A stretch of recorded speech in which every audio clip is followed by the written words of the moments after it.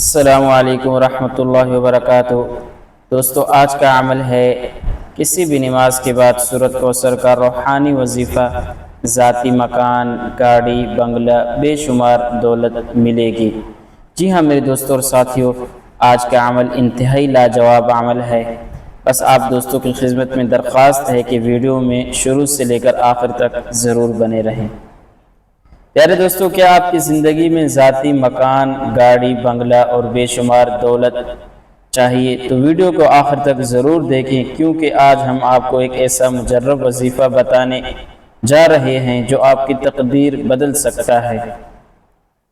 دوستو، سورۃ کوثر قرآن پاک کی سب سے چھوٹی سورت ہے، لیکن اس کی برکت بہت بڑی ہے۔ اللہ نے اس صورت میں اپنے نبی کریم صلی اللہ علیہ وسلم کو خیر کثیر عطا کیا، اور اپنے نبی کریم صلی اللہ علیہ وسلم کو خیر کثیر عطا کرنے کا وعدہ فرمایا۔ اس سے خیر کثیر کی برکت سے یہ وظیفہ ہر حاجت کے لیے بے حد مجرب ہے۔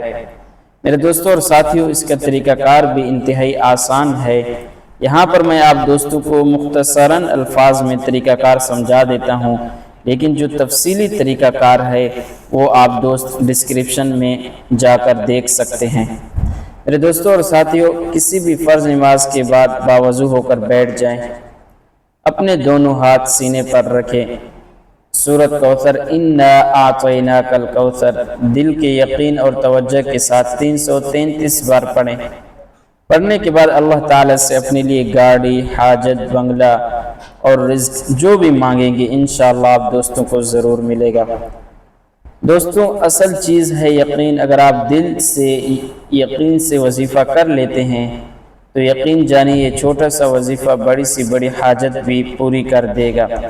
اس عمل کو صرف دنیاوی خواہشات کے لیے نہیں بلکہ دین کی خدمت اور آخرت کی بھلائی کے لیے بھی ضرور مانگے، کیونکہ اصل کامیابی آخرت ہی کی ہے۔ اور میرے دوستوں اور ساتھیوں، اگر یہ وظیفہ آپ دوستوں کو صحیح سمجھ میں نہیں آ رہا، ڈسکرپشن میں جا کر دیکھ سکتے ہیں، تفصیلاً اس وظیفے کو ذکر کیا گیا ہے۔ جزاک اللہ۔